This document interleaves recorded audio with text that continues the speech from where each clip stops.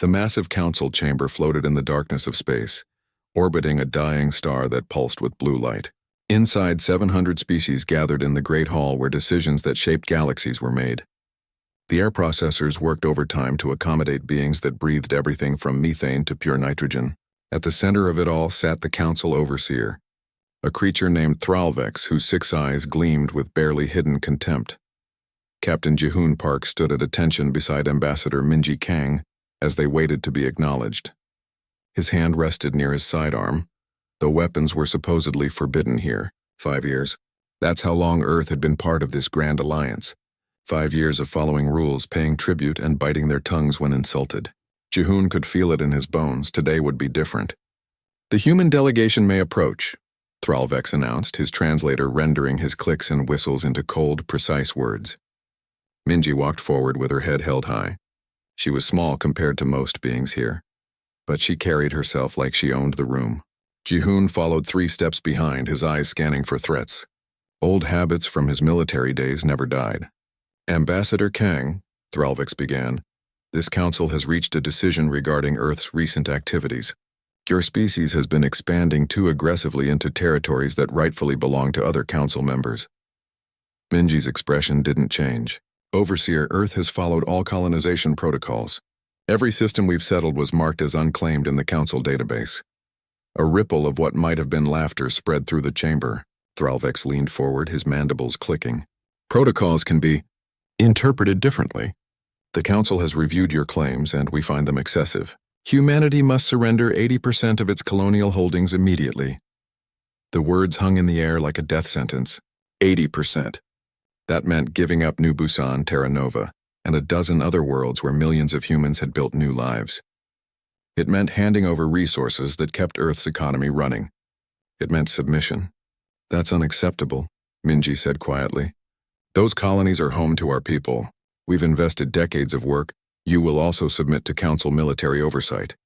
Thralvex continued as if she hadn't spoken. "All Earth military forces will report to council commanders. Your fleet movements will require our approval. Your weapons development will cease." Jihoon's jaw tightened. This wasn't about territories or protocols. This was about breaking humanity's spirit, making them servants instead of equals. "We need time to discuss this with our government," Minji replied, her voice steady despite the impossible demand. "You have 72 hours. Thralvex's eyes glittered with something that looked like satisfaction. "Comply or face corrective action. The council's patience with your species has limits." The chamber fell silent. Everyone waited to see if the human would grovel, would beg, would show the fear they all expected.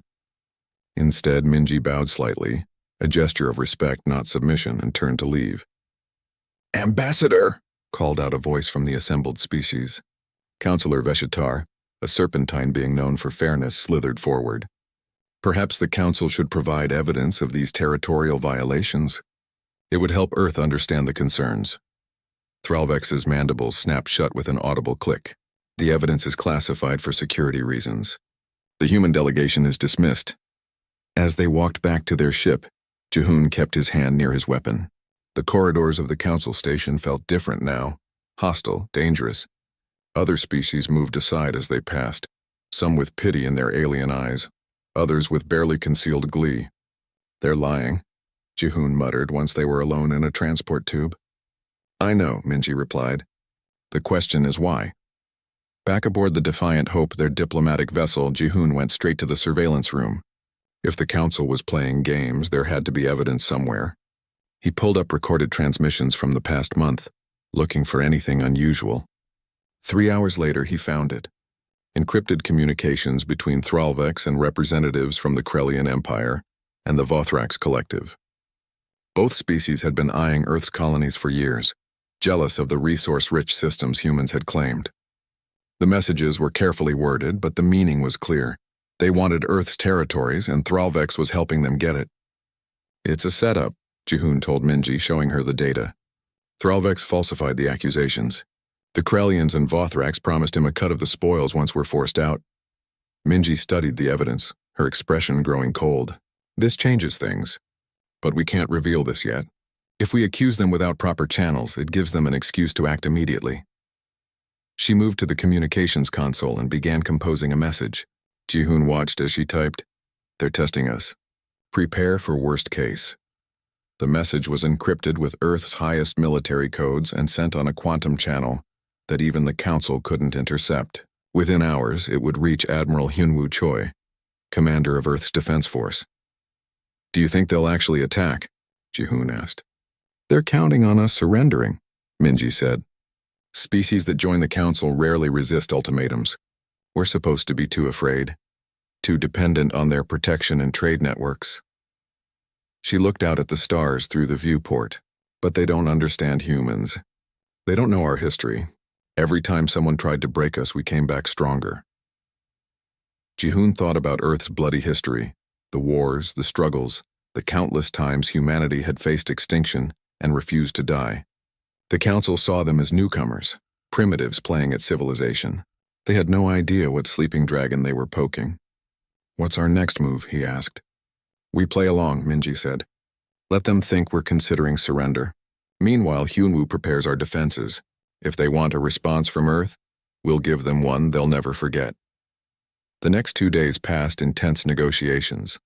Minji met with various council members, most of whom offered empty sympathy while refusing to help. A few, like Veshtar, seemed genuinely troubled by the situation, but were powerless against the Overseer's authority. On the final day, Threlvek summoned them again.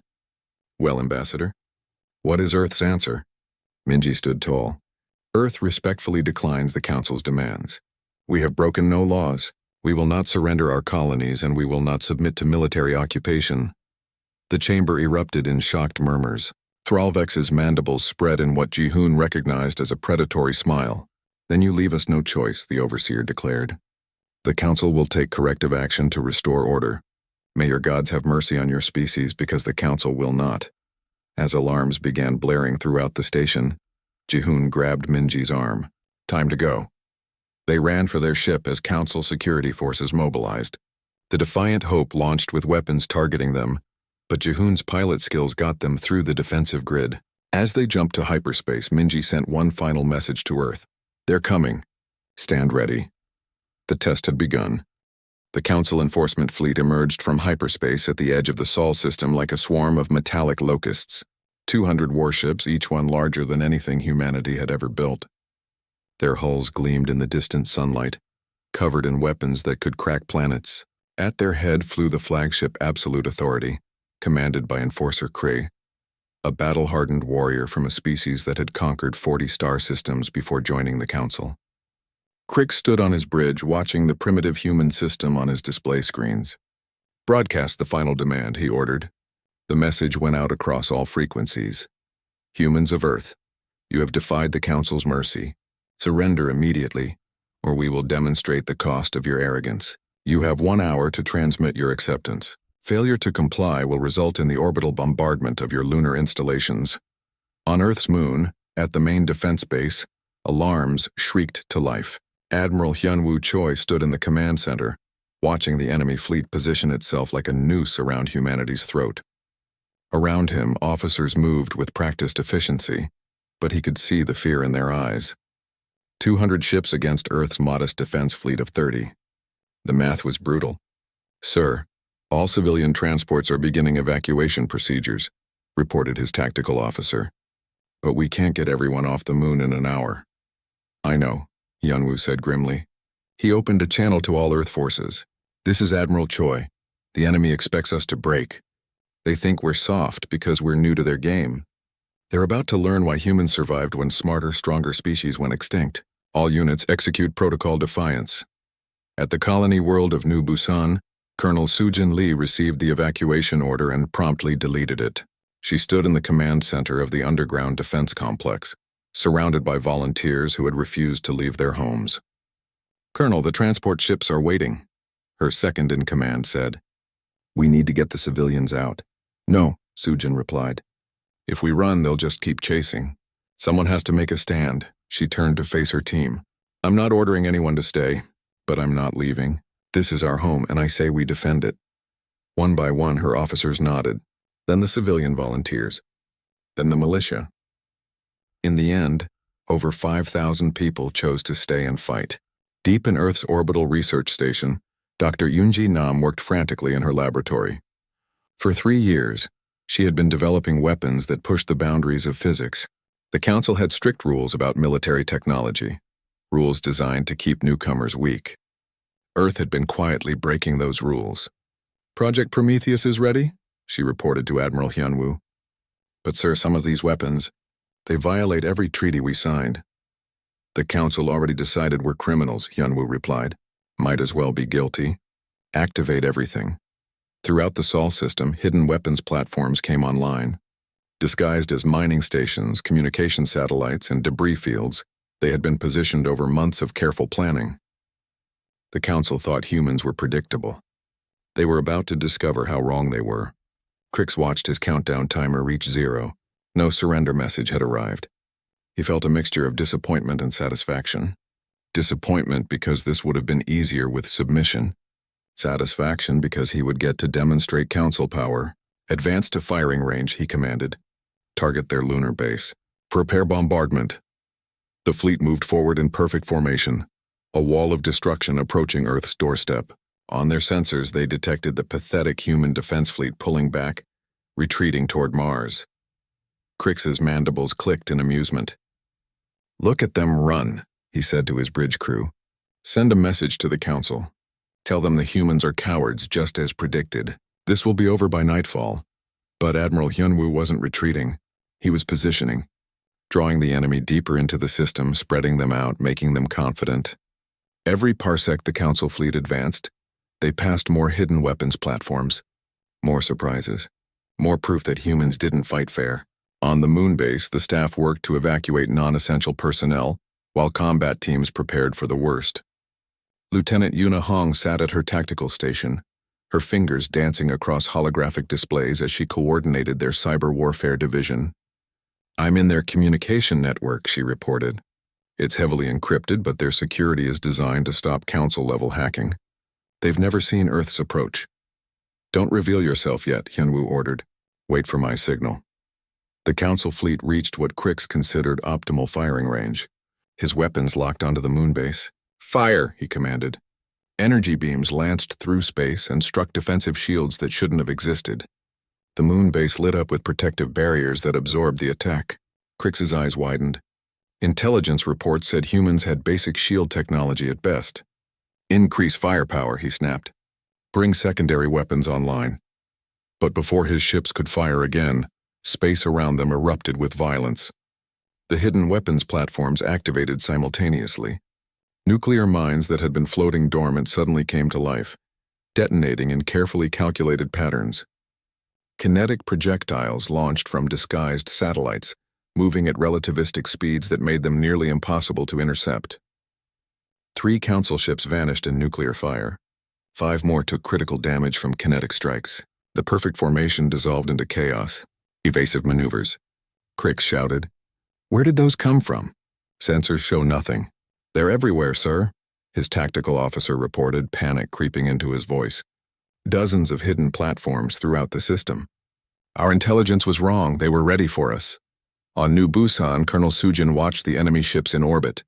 3 Council cruisers had been assigned to pacify the colony. They were positioning for bombardment, confident that ground forces posed no threat. "Target locked," her weapons officer reported. "Fire everything," Sujin ordered. The ground-based railguns had been built in secret, disguised as industrial equipment. They fired solid tungsten rods accelerated to impossible speeds. The first Council cruiser took a direct hit to its engine core and exploded. The second managed to raise shields but was overwhelmed by the barrage. The third tried to flee. "Launching missiles," Sujin said calmly. The colony's missile batteries, loaded with nuclear warheads, streaked toward the fleeing ship. It died in a bloom of atomic fire. In space, Admiral Hyunwoo gave the signal. "Yuna, you're clear." Lieutenant Yuna's fingers flew across her console. Within seconds, she had released a virus into the Council fleet's communication network. It was elegantly simple. It didn't destroy data or shut down systems. It just changed coordinates by tiny fractions, enough to make friendly fire a real possibility. 2 Council ships trying to target Earth vessels locked onto each other instead. Their automated systems fired before anyone noticed the error. Dr. Yunji activated the Prometheus weapons. Antimatter missiles launched from Earth's orbital platforms, technology the Council claimed was too dangerous for any species to possess. They struck with devastating precision. Then came the relativistic kill vehicles. Massive chunks of metal accelerated to a fraction of light speed. When they hit like the hammer of an angry god. The Council fleet, which had entered the system expecting easy prey, was being torn apart. Crick stared at his tactical display in horror. In 6 hours of fighting, he had lost 80 ships. 80, against an enemy that was supposed to be helpless. "Retreat," he ordered. "All ships, retreat to hyperspace jump point." As his remaining vessels fled, Crick sent an emergency broadcast to the Council. "Humans are not what we thought. They fight like demons. They use forbidden weapons. They don't follow any rules of civilized warfare. Request immediate reinforcement." His message was interrupted by Admiral Hyunwoo's voice broadcast across all Council frequencies. "Enforcer Crix, you came to test Earth. You wanted to see if we would submit to bullies. Consider yourselves educated. Return to your Council and deliver this message. Earth will not surrender. Earth will not submit, and if you come at us again, we'll make sure none of you go home." The surviving Council ships jumped to hyperspace, running for their lives. In the command center, Hyunwoo's officers erupted in cheers. But the Admiral remained quiet, watching the debris field where ships had died.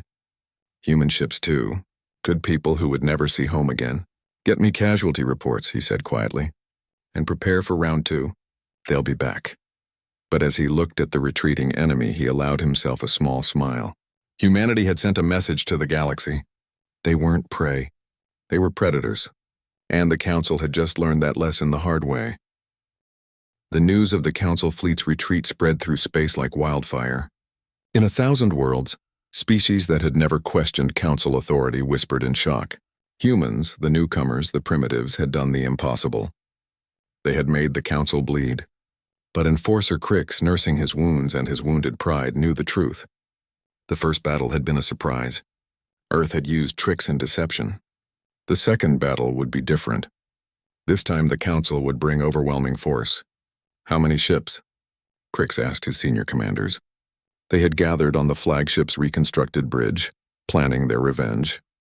300 warships, came the reply, plus support vessels. The Council has authorized total war protocols. Crix's mandibles clicked in satisfaction. No more holding back. No more mercy. We'll turn their home system into a graveyard. The Armada assembled at the Council's nearest military station, ships from a dozen species, all united in their determination to crush the human uprising. They couldn't allow Earth's defiance to inspire others. The Council's power depended on fear, on the certainty that resistance was futile. Commander Taehyung Shin sat in the cockpit of his fighter, running pre-flight checks. Around him, 50 other pilots did the same. They were Earth's elite fighter wing, trained for a style of combat the Council had never seen. In Council warfare, ships fought at long range with energy weapons and missiles. Fighters were considered obsolete, too vulnerable to be useful. "All wings, this is Taehyung," he said into his comm. "Remember your training. They'll expect us to run. Instead, we're going to fly down their throats and make them choke." His pilots responded with grim determination. They knew the odds. 300 Council ships versus Earth's remaining 25 capital ships. It was suicide. But humans had never been good at accepting defeat. In the Tactical Operations Center, Lieutenant Yuna Hong coordinated the cyber warfare teams. She had spent days studying the Council's communication protocols, finding new weaknesses to exploit. Her screens showed the approaching enemy fleet, a red mass of contacts that would soon fill the system. "Admiral, they're coming in heavy," she reported to Admiral Hyunwoo. "Estimate 4 hours until engagement range." Hyunwoo stood before the massive tactical display, studying the enemy formation. They were being cautious this time, keeping tight formation, sweeping space with sensors to detect hidden weapons. They had learned from the first battle, but so had he. "Execute the Prometheus protocol," he ordered. All of it. Dr. Unji had been waiting for those words. In her hidden research stations throughout the system, weapons that violated every rule of civilized warfare came online. She felt a moment of guilt. These weapons were monstrous, capable of unthinkable destruction. But the Council had struck first. They had chosen this path. "Relativistic missiles away," she reported. "Massive projectiles, Accelerated to near light speed, began their journey toward the approaching fleet. At those speeds, they couldn't be intercepted, couldn't be dodged, could barely be detected before impact. The Council fleet's sensors registered the incoming weapons with 3 seconds to spare. Not enough time to react, not enough time to turn, not enough time to pray. The first relativistic missile struck a Council battleship dead center. The impact released energy equivalent to a nuclear bomb. The ship simply ceased to exist, torn apart at the molecular level. 5 more missiles found targets. 5 more ships vanished in blooms of destruction. What in the name of the ancients? Crick stared at his displays in horror. How are they doing this? These weapons are forbidden, sir, detecting multiple antimatter signatures, his science officer reported. They're using weapons banned by every Council treaty. Then we do the same, Crick snarled. Release our antimatter torpedoes. Forget the rules. Kill them all. The Council fleet launched its own forbidden weapons. Antimatter torpedoes streaked toward Earth's defensive positions. But Una was ready. Her cyber attack activated, feeding false targeting data to the Council's weapon systems. Half the torpedoes veered off course, lost in space.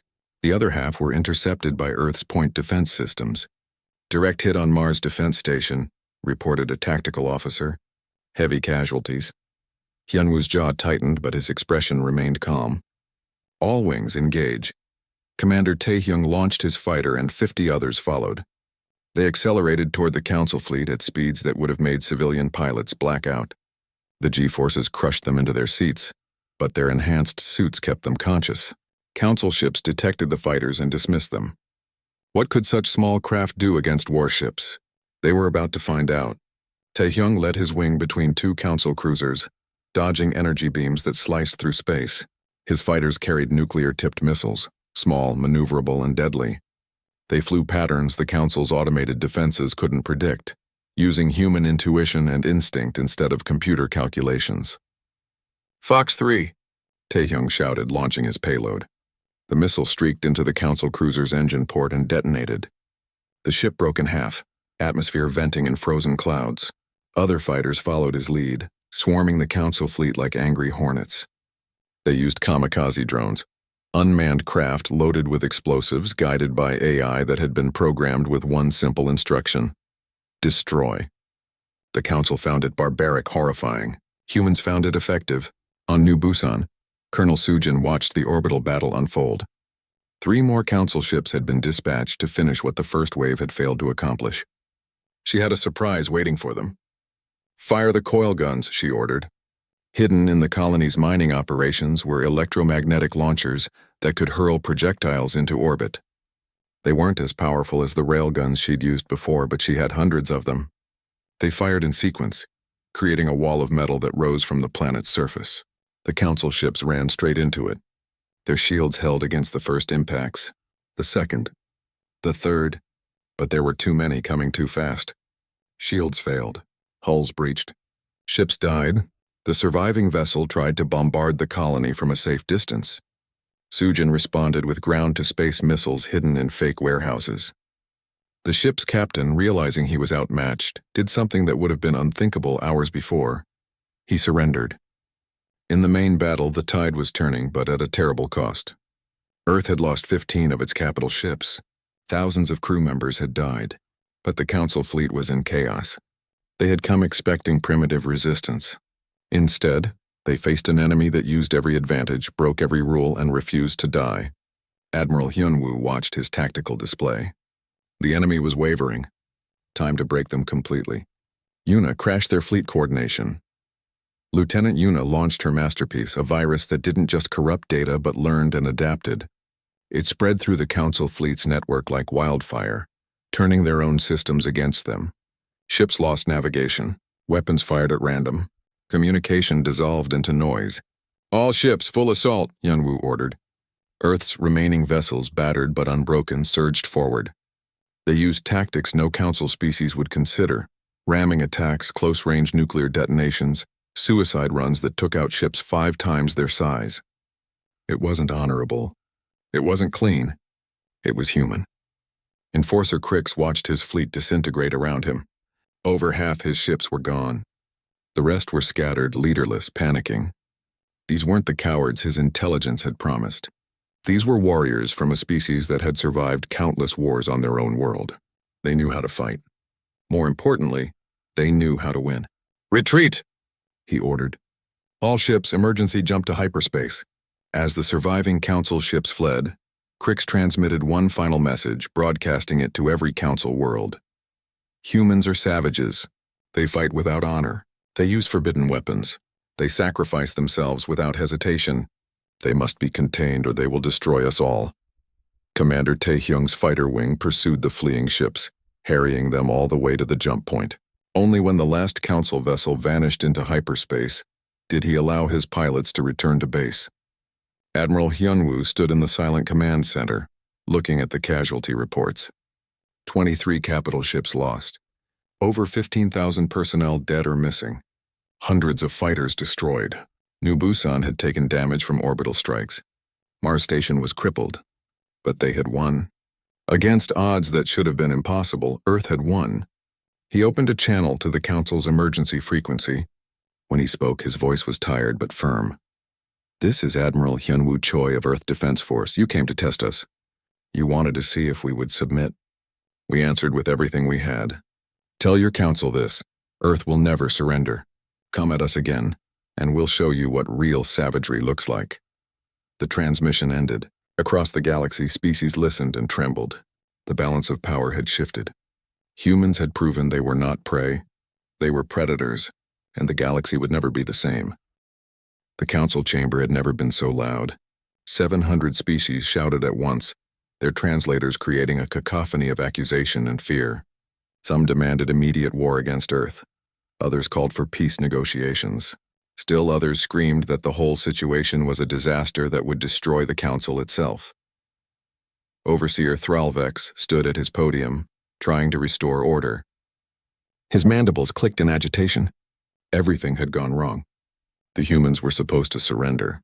Instead, they had humiliated the Council's military might not once but twice. And now the entire galactic order was unraveling. "Silence," he commanded, his voice amplified throughout the massive chamber. "We must respond with unity." "The human threat—" "What threat?" interrupted Councillor Veshitar, slithering forward from his delegation. "The threat you manufactured. The false accusations you used to justify aggression." The chamber fell silent. Thralvex's eyes widened. "What are you suggesting?" Veshitar's scaled body coiled as he addressed the assembly. "I have evidence.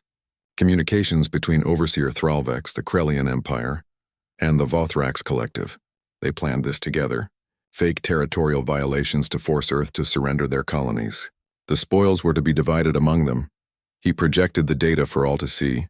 Encrypted messages, financial transfers, secret agreements. The proof was undeniable. Thralvex had used his position to orchestrate the entire crisis for personal gain. "Lies," Thralvex hissed. "This evidence is fabricated by human sympathizers, is it?" A new voice joined the conversation. Ambassador Minji Kang walked into the chamber, flanked by Captain Ji-hoon Park and a security detail. "Because we have the same evidence. We've had it since before the first attack. We could have exposed you immediately, but we wanted to see how far you would go." Thralvex's mandibles spread in rage. "You have no right to be here.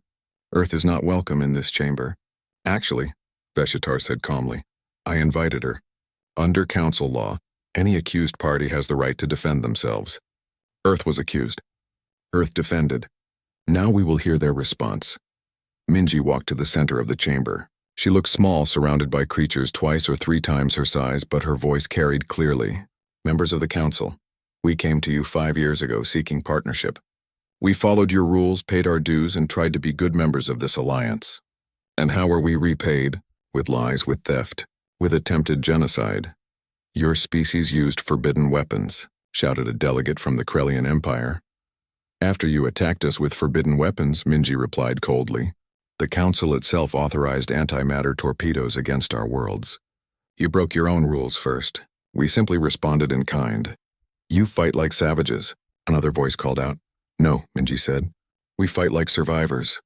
There's a difference. Savages kill for pleasure. We killed to protect our children, our homes, our future. If that makes us savage, then every species in this chamber is guilty of the same crime." Murmurs spread through the assembly. Some were angry, others thoughtful. The certainty that had driven the attacks on Earth was crumbling. The question now, Minji continued, is what happens next. You can continue this war. Send more fleets. We'll destroy them too. Keep escalating until both sides are broken, or you can accept that humanity will not submit to bullies and we can find a better path forward. Thralvex slammed his appendage on his podium. I will not let humans dictate terms to this council. We must mobilize our full military. You will do nothing, Veshitar said firmly. As of this moment, I am calling for a vote of no confidence in Overseer Thralvex. His corruption and manipulation have brought us to the brink of catastrophic war. The vote was swift. Species that had supported the war suddenly found reasons to distance themselves from Thralvex. The Krellian and Vothrax delegates tried to defend him, but Veshitar's evidence was too strong. Within an hour, Thralvex was stripped of his position and placed under arrest. But the damage was done. The council was fractured. 3 clear factions had emerged. Those who wanted peace with Earth, those who still demanded revenge, and those who saw opportunity in the chaos to advance their own interests. Captain Jihoon stood close to Minji, scanning the room for threats. His instincts were screaming. Too many hostile faces, too much anger looking for an outlet. Ambassador, he whispered, we should leave. This isn't safe. Not yet, Minji replied. We haven't finished. She raised her voice again. I understand many of you are afraid. You've built your power on the certainty that the council cannot be challenged. We've shattered that certainty. But we're not your enemy. We never were. The real enemy is the corruption that allowed Thralvex to manipulate you all. Pretty words, sneered a delegate from a species known for military might. But you've proven you're dangerous. How can we trust you won't turn those savage tactics against us? Because unlike some species here, Minji said, meeting the delegate's eyes, we don't want to conquer. We want to be left alone. We want to build our colonies, raise our children, and live in peace. But we've learned that peace requires strength.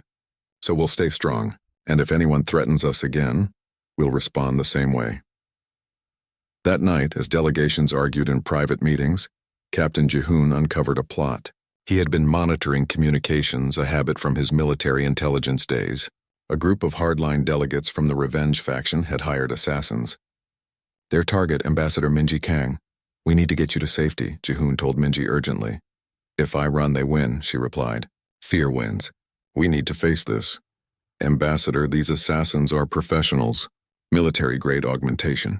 Weapons that can... I know the risks, Captain, but if I hide, it sends a message that Earth is afraid. We can't afford that. Jihoon wanted to argue, but he knew that look in her eyes. She had made up her mind. So instead, he did what he did best. He prepared. He called in favors from friendly species.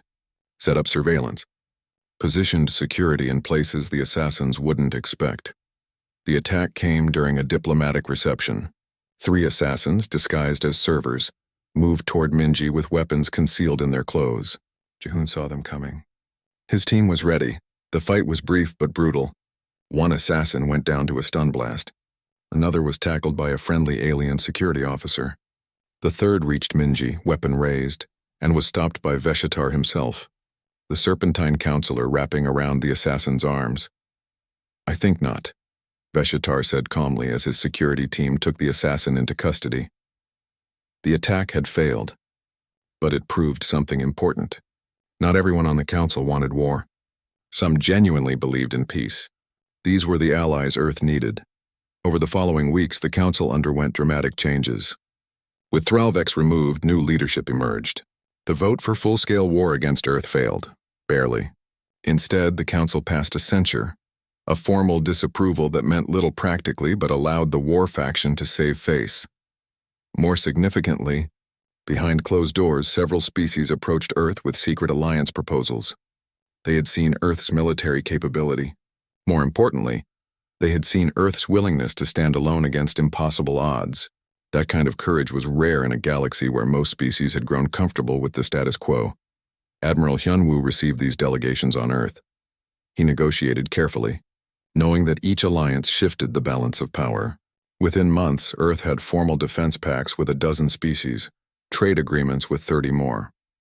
The Council, realizing they could no longer ignore or suppress Earth, offered a compromise. Earth would keep its colonies.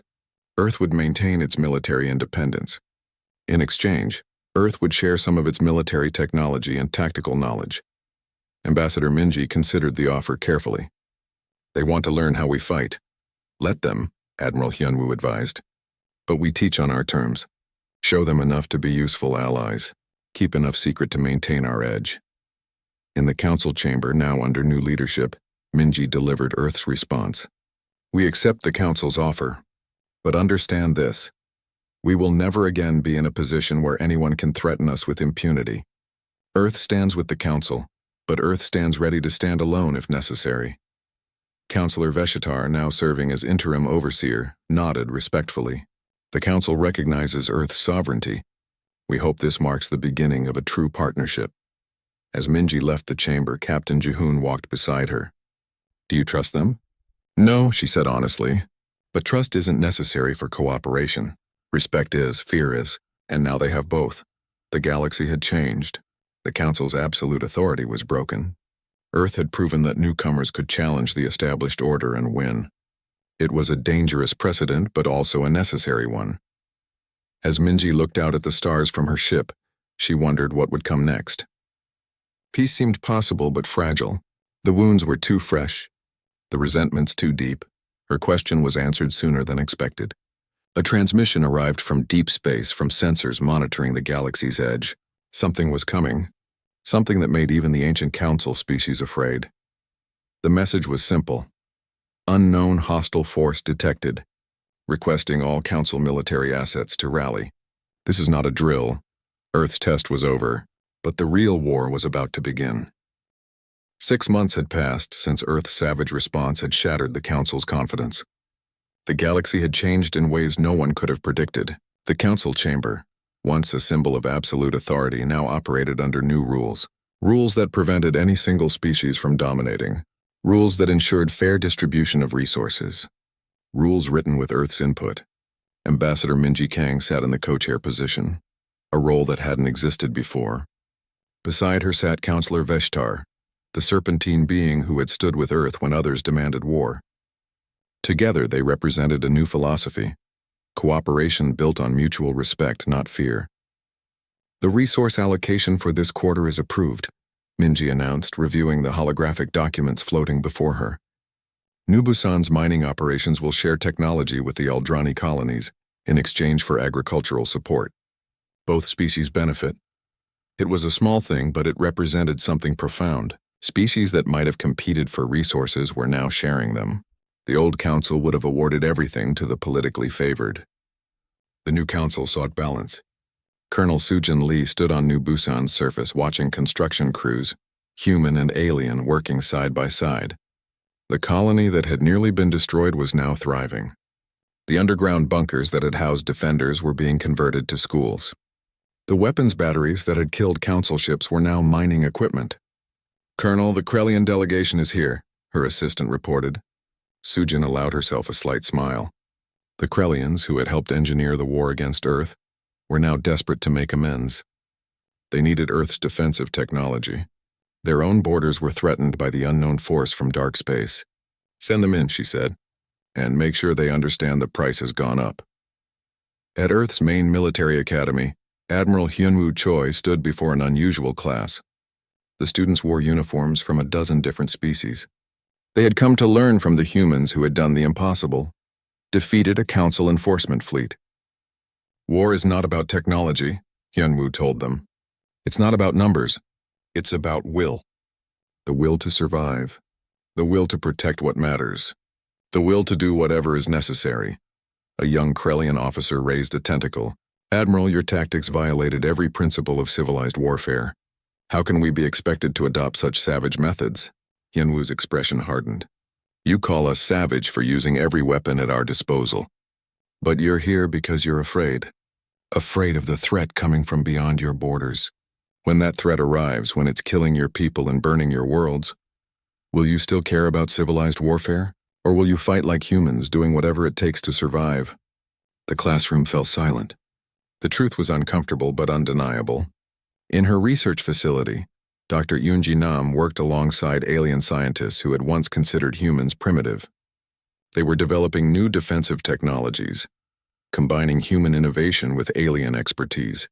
The antimatter weapons, the relativistic missiles, the cyber warfare techniques.